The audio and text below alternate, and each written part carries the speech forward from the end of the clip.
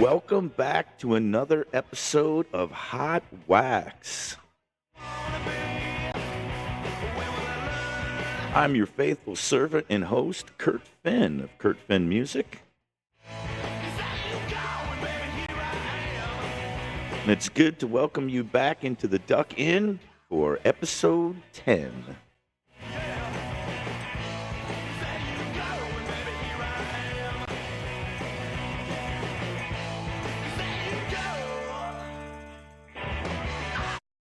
So it's good to have you guys back. I know I just said this was episode 10.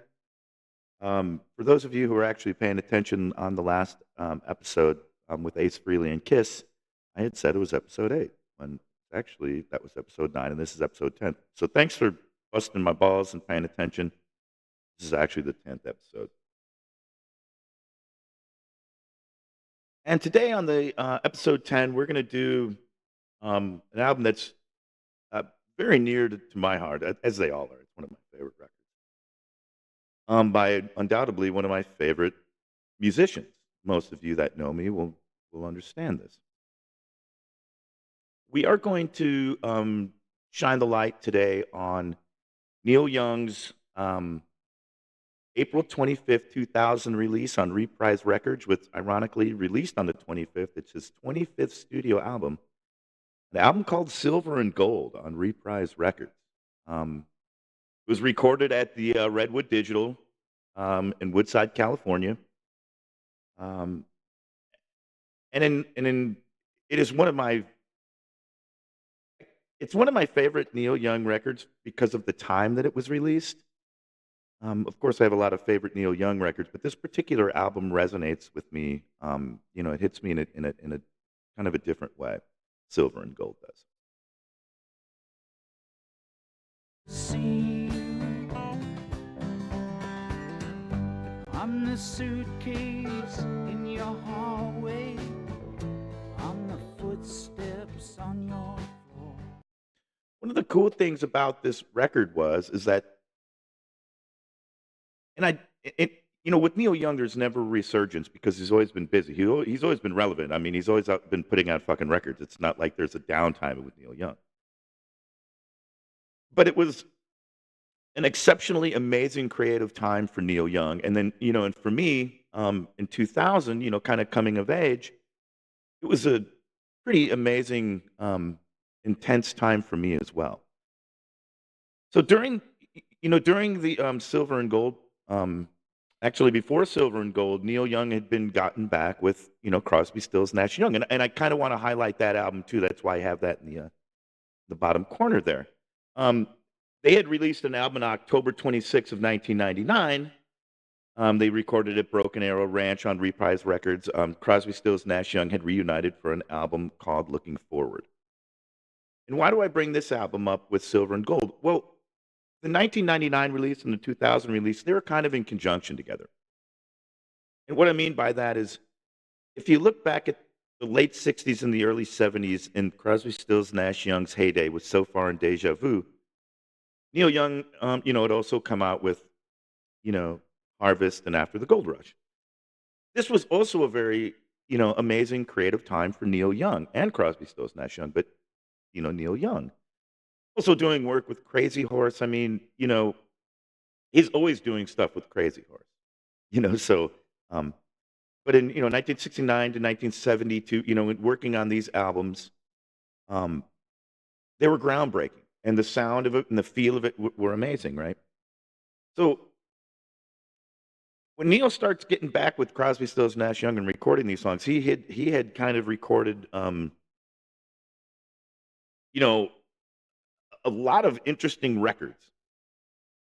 Let's just say, there was a lot of records. There were the Geffen records, the concept album. Um, some of the records that he was doing, prior to that comes a time. My first recollection, I'll just go back real quick. My first time I remember hearing Neil Young was the song "It Takes a Lot of Love" when I was real young. Linda Ronstadt also sang it, but it came out on the Comes a Time album. I remember being very young hearing that song on the radio.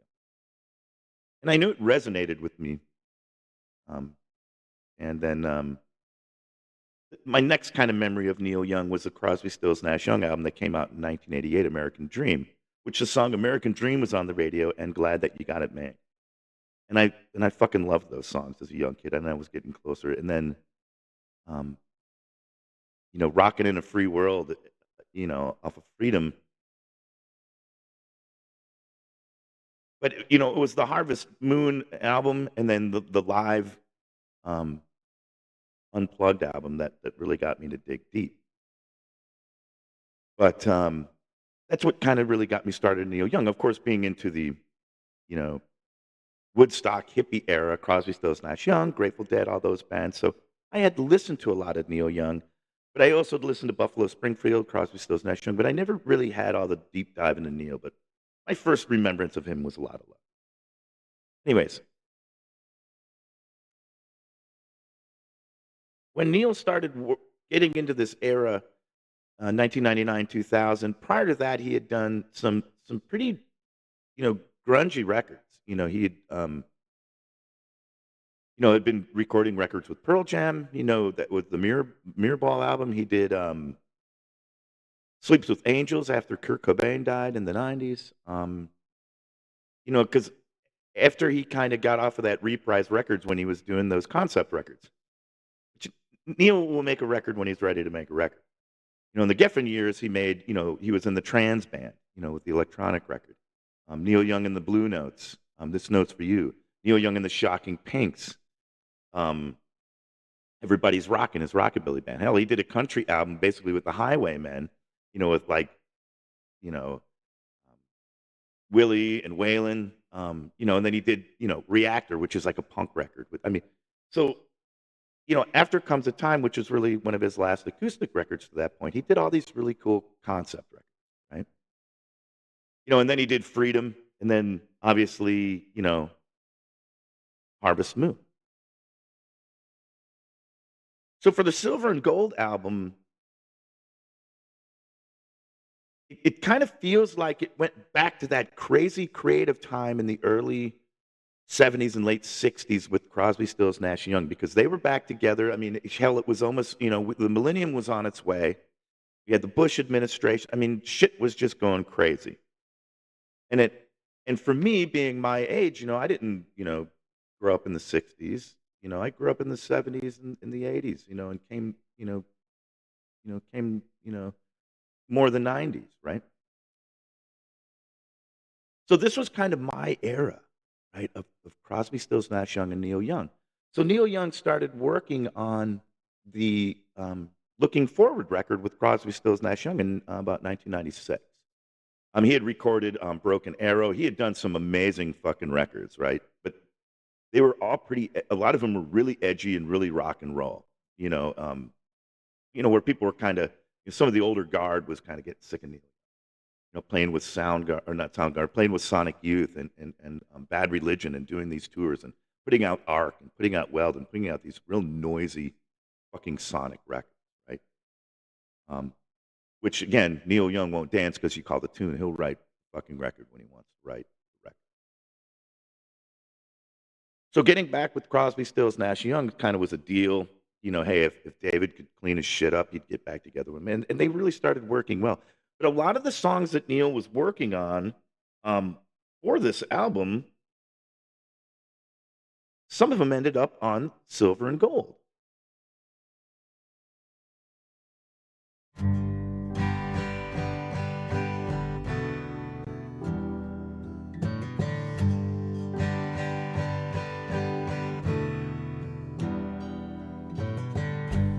Something opened up the gates again. Like a song like that, like Slowpoke, was such an amazing song. And so many people started paying attention. But Neil had written a lot of songs. And when they all started working together, he had this bevy of songs, right? And a lot of them had that feel. And again, it had that harvest feel. It had that after the gold rush feel. Although in a new era. So while working on this record, Crosby, Stills, Nash Young puts out "Looking Forward." There's great contributions by, David Crosby and Graham Nash, obviously Stephen Stills. And this band was really kind of a really cool band. It was, Jimmy Keltner was playing drums on this band, and I'll, kind of loop this back why I say this. But James Hutchinson played bass. Ben Keith, Neil Young's longtime guy, but on bass was Donald Duck Dunn. Um, and you know, Joe Vitale played drums as well. But they did a really cool tour, and I had gotten to see him on this tour. And this whole time, Neil Young is working on music. And a lot of the electric guitars and a lot of the shit that him and Steven Stills did on Looking Forward was amazing. It was like they were back again, and it kind of felt like Neil was coming into this whole new creative side, right? Kind of like in the late 60s and 70s. But it was my era to experience this, to have a Crosby, Stills, Nash Young album. And not only a Crosby, Stills, Nash Young album, but an album that was relevant and an album that was really good.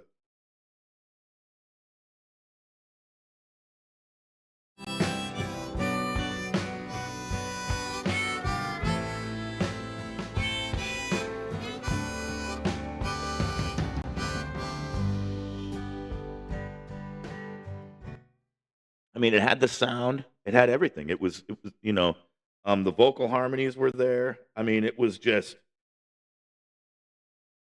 it was a great record. Um, and some of the Neil Young songs that were on this record, um, easily could go on Silver and Gold. When you look at the opening, looking the song "Looking Forward" that Neil did, just so amazing. "Slowpoke" and "Out of Control" is one of my favorite songs. And they did a lot of these songs on the tour. It was pretty fucking amazing. But when Neil went solo, back to the Neil Young thing, he came out with Silver and Gold.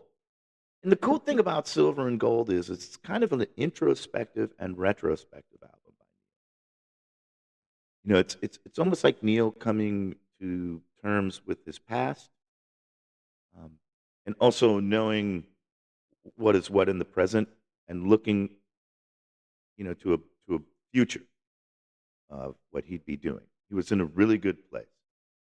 Now, for me, when Silver and Gold came out, I was living out in Arizona, out in the desert. And when Silver and Gold came out, when these albums came out, it was a very interesting time for me as well. I mean, I was coming of age. I was in my 20s. I was seeing Crosby, Stills, Nash Young. I was playing some fucking loud sonic punk rock. And I had, every Neil Young record imaginable up to that point. He's just one of my favorites. And Silver and Gold comes out, and I would take this album and I'd jump in my bus and I would drive, across desert landscapes. And this album kind of had the perfect sound for those landscapes.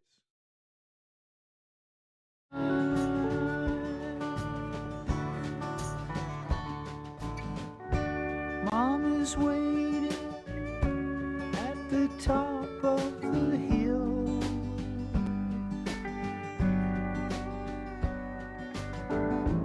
They'll be laughing. And I would just drive across the desert and look at those graveyard western skies until I hit the west coast, until I hit the ocean.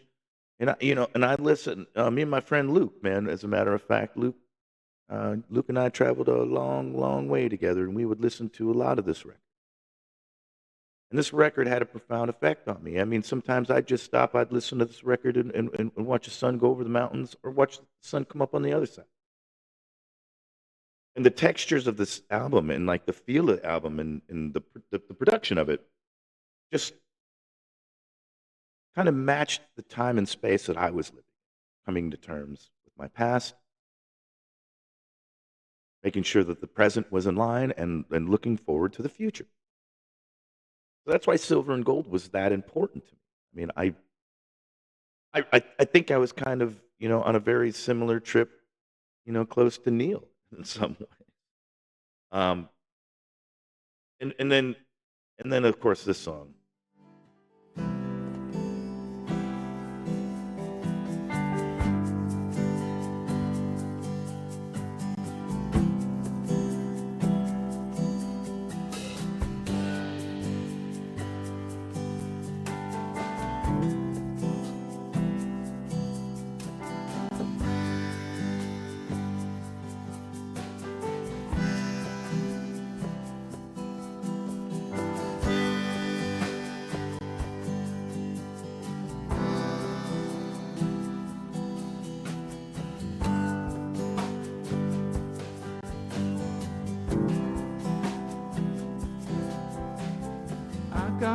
bet that your old man became fascinated with his own plan. I mean, you can just hear the raw emotion in a song like Razor Love. Um, and another really cool song on the album was the song Buffalo Springfield Again, which was a song about, his old band, Buffalo Springfield, because after this, he would actually reunite the Buffalo Springfield to be no shit. Like, no shit. Neil Young, Richie Furies, Stephen Stills, I think, can't remember the name of the drummer, but, they went out and they did a bunch of Buffalo Springfield. It was again, it was such a cool fucking renaissance for Neil Young. The song Buffalo Springfield Again, again, talking about his past. I think, Razor Love and the Red Sun and the Great Divide and the Daddy Went a Walking, talk about his mom and dad, meeting in heaven. Just so many things. The song Silver and Gold. This album just blew my mind. Of course, living in the moment of it, and being there while this album was out. It meant just so much to me. Um, in the time and space again that I was living in. And so did the Crosby, Stills, Nash Young album. Like, I kind of felt like I'm actually living through the time that I used to opine about, right? And with the Silver and Gold band, the cool thing about that is it was a very similar band that Neil had put together that he was using with Crosby, Stills, and Nash Young. But when he went out on tour and I also saw these shows, when he went on tour for Silver and Gold, these were solo acoustic shows, where he had that ring of guitars around, and he'd kind of take his pick and he would kind of play a lot of the Silver and Gold stuff and a lot of the new Crosby, Stills, Nash Young stuff that he wrote, some of his deep cuts. He would eventually put together a friends and family band that was a similar band to the Silver and Gold band and go out and play some of them electric. But if you listen to Silver and Gold, there's not a lick of electric guitar. It's very rustic, very Americana, very earthy. And this band also had Jimmy Keltner and Duck Dunn, but the main drummer on the band, Jimmy Keltner and Duck Dunn were the rhythm section, and the great Spooner Oldham, was on piano and Hammond organ, and of course, again, Ben Keith, who he was writing every fucking record with, one of his really good buddies, Ben Keith. And it was really kind of cool. On backing vocals, he had Astrid and Peggy, which were his wife and his sister, and Emmylou Harris singing background on this album. So, I mean, this was just kind of a perfect record for Neil, in my mind.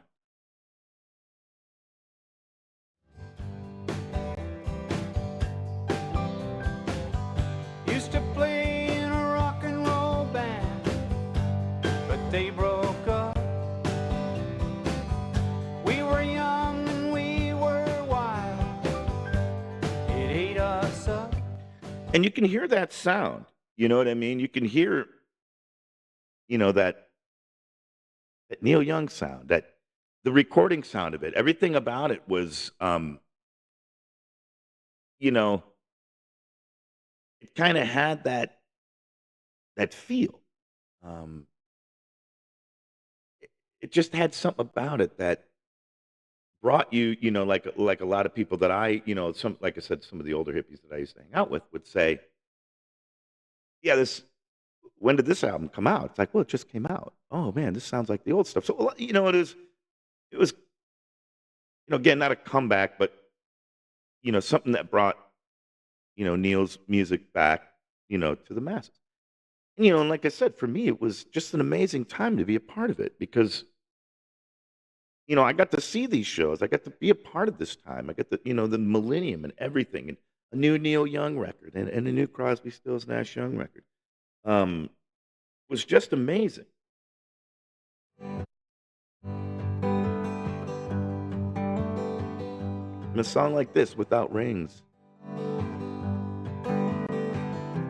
Someone's hiding out. Who can't forget about the things that people do when they're free. Again, it had such an important part of my life, just where the time and space that I was in, but you can also tell that it did for Neil Young. Talking about friends and talking about family, people that are alive, people that he's lost, people that may be alive, but they're just not connected. Like I said, introspective, retrospective. Silver and Gold is such an amazing album. And the Crosby, Stills, Nash Young Looking Forward album is so great. This was such an amazing year for Neil Young. And after this record, he would go out to put out some of his best work. I mean, like I said, it was so inspirational. Ended up coming out like Prairie Wind, um, Greendale, Are You Passionate? Um, and it went on and on. How many records he come out with? Psychedelic Pill. He just started coming out with great records after this.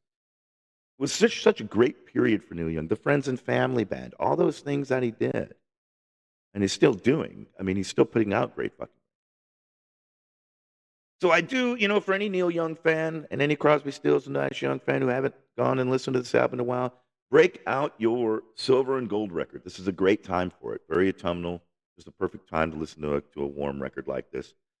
And also break out the Looking Forward record because, I just think that is such a cool record too. And again, it was just such a great time for Neil Young. For Neil Young fans, for people that were, listening to this type of music and everything. Neil was just on fire. And then after this, he just, went on a tear. So Silver and Gold.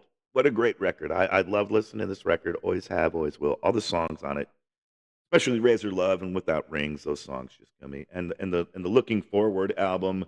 Um, I love the Neil Young tunes, Out of Control and Looking Forward. It's just such two fun albums and such a great time in Neil Young's life and such a great time in my life. Hope you guys check out those records.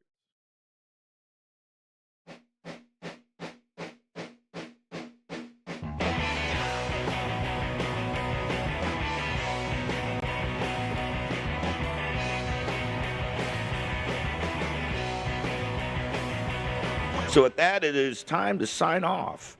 And thanks for being along for the ride on another edition of Hot Wax.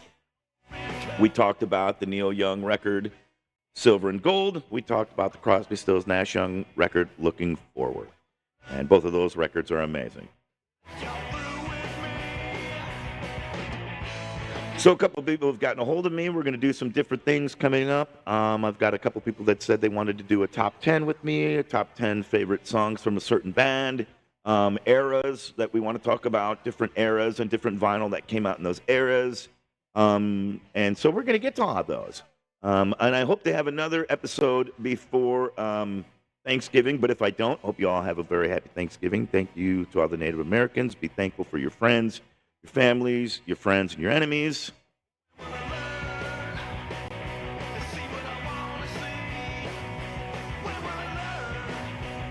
And on that note, I'd like to tell you all to don't forget, spin what you love and love what you spin. We'll see you next time on Hot Wax.